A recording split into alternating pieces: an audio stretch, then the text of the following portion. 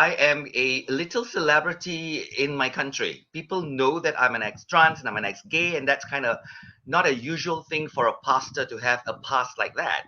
So I'm a pastor back home in Malaysia with my wife. I'm in my 50s, by the way. When I began walking away from my previous lifestyle and all that, and that was in my 20s. Because one comment I got on Twitter an awful lot when I said that I was going to talk to you was that I was highlighting and promoting a homophobic or a transphobic voice. We don't use conversion therapy. I don't believe in conversion therapy. And we are not trying to make LGBTQ people ex-LGBTQ. That's what some people think. Firstly, guiding people into having a restoration in their relationship with their creator. Because a lot of LGBTQ people feel that God hates them. They are the worst people on. That's not true. And number two is we to help them overcome some human issues, non-sexual issues, broken relationship with father, broken relationship with mother, hatred of self. I went from having a typical homosexual orientation to having a demisexual orientation. I'm sure you heard that. One way that I understand that it's possible that it can change is when HRT, hormone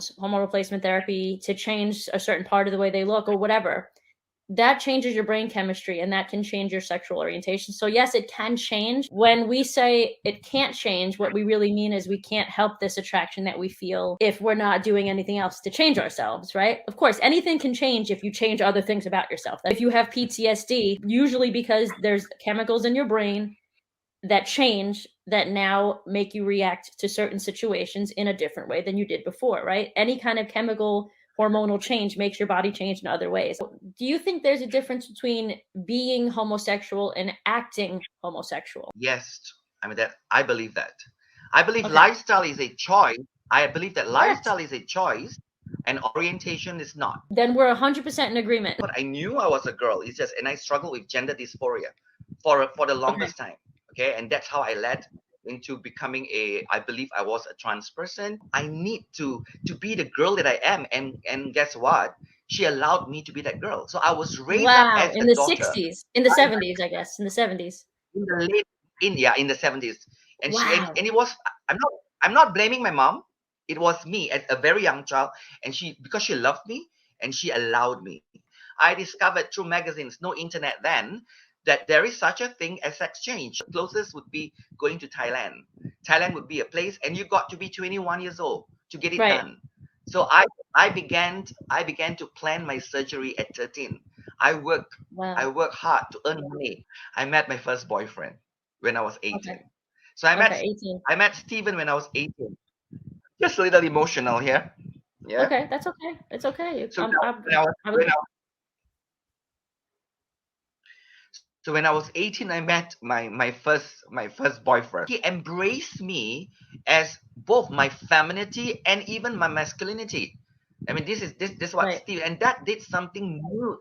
That triggered something new to me. Of course, it took time. I was confused. Like, for example, he liked me as a girl. He also liked me as a boy. And here at the same time, I'm planning for my surgery. I couldn't understand. It was something foreign to me, but slowly I began to embrace. I embraced myself, a trans woman with a penis, and then I began to like, I stopped. I had gender dysphoria towards my legs, which I used to pluck every hair that grew on my leg. I used to have gender dysphoria on my chest, and the gender dysphoria began to go because the man who loves me was embracing me. So what if the world don't get it? So what if the world don't like me? But he likes me, and it's like a dream come true for men to love me, and that's what I want most. So eventually, I would say by the time I was 21, I'm supposed to go my sex change, right? But I transitioned, I transitioned into a gay man, from a trans woman into a gay man. For me, a trans woman has to have gender dysphoria. I do not have a gender dysphoria. It has all gone. It is possible. And I've talked about this in videos before, but there are a good number of people that have gender dysphoria up until the age of around 18, 19, 20, because the brain doesn't even fully develop in people until the age of like 25. Whatever imbalances there are, because gender dysphoria is a real thing, obviously. You've had it. I have friends of mine that still have it. My friend Shapeshifter, he is probably just a gay man with gender dysphoria, and he transitioned and still has dysphoria. So like it's a very tricky thing. Right. And then the year after, and the school that I was teaching in is a Christian school. But there was one true Christian lady, and I'm going to mention her name because I love her, Jenny. And Jenny was there from the very beginning, when I was even trans. And Jenny loved me, never judged me, accepted me, and just just treated. And Jenny was like 20 years older than me. She's like a mother figure to me. When I broke up with Benjamin, I went to her. I said, Jenny, I said, this what happened. I broke up with my boyfriend and I don't want this anymore.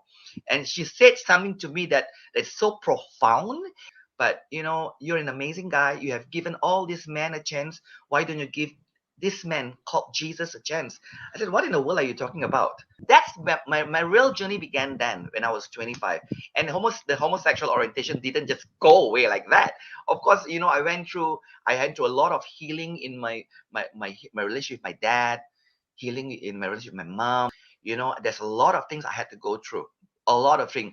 I would say by the time I did experience a demisexual orientation, by the time I was in my 30s. Even my attraction for my wife, as a demisexual, okay, let's say if I do not no longer have a deep relationship with my wife, that attraction can go. So my sexual attraction to a human being is dependent on my emotional connection, even with my wife or anybody else. Like if I get to know a man today, let's say, and I allow myself to be this will not happen, rhetorically speaking, okay? I will not do that. But let's say if I meet a man and then I liked him and they get into a deep relationship and I can actually develop sexual feelings for him, but I'm not going to allow that to happen. So I always keep my boundaries with men because I don't want that to happen. I'm faithful to my wife, and I on what we as Christians, what we call marriage is not contract. Marriage is a covenant. Hey girl, hey. Love to see it. We love to see it. I love it. I love that I'm assuming you know all of his history and his past, and you've accepted it, and you accept him as he is. Like that's real love. Like I can't even. I've never met anybody in my life that loves me that much. So I'm happy that you guys have each other. That makes me so happy. And she knows my past and all that. It's vice versa. She has a past as well, and I love her for who she is. She was an asexual. She's an abortion survivor. Her mother wanted to abort her, and then she was sexually abused as a little girl, by women and men. So she was a very broken. She was a very broken person herself. So God put two broken people together. So it's not like some very nice, some nice girl and doing me a favor. It's not like that. It's two broken people came together in the name of Jesus Christ. You know what I'm saying? To help heal each other. That's beautiful. Yeah. Yes. That's beautiful. As I mentioned earlier, our ministry is not trying to turn LGBTQ people into ex-LGBTQ people, but making people the better version of themselves. Making you whole, resolving. Like I had to. The reason I'm the man I am today because I went through my JOR, journey of recovery. I look into the mirror and say, "Wow, I love this guy." I used to look into the mirror and say, "I hate this person in the mirror. I hate you. I don't want you. I don't want me to be me." But all that has changed. Talk to your child. Don't abuse them. That's not going to take away their gender dysphoria. I think it's interesting that I'm glad that I gave you the platform because I didn't know what to expect going into this. I just knew that I was supposed to platform you, and I'm glad that I did because I think a lot of people thought going into this. I think a lot of people assumed that you were going to be this hateful person and be one of those typical people that are platformed like, oh, I can save all the gays, I can save all the transes, I can save all these people, and it's like, A, you're not saying that, and B, being yourself, I should say, being who you are, and knowing that this was the right journey and right path for you doesn't directly affect me. Like, as long as you're just saying, like, this is my journey, this is how I feel better, this is what made me feel safe and made me feel loved and made me be able to love other people, I think that's beautiful. I think anybody that shames that, and I don't think anybody in my audience will, I think anyone that shames that is probably just simply coming from a position of fear. It's the difference between living your religion and using it as a weapon. Ooh, he said it. He said it. That was one of the comments that somebody just left. Oh, perfect. That's it. That's the main difference right there. It's perfectly said. On that note, we're gonna say goodnight. Take care of you.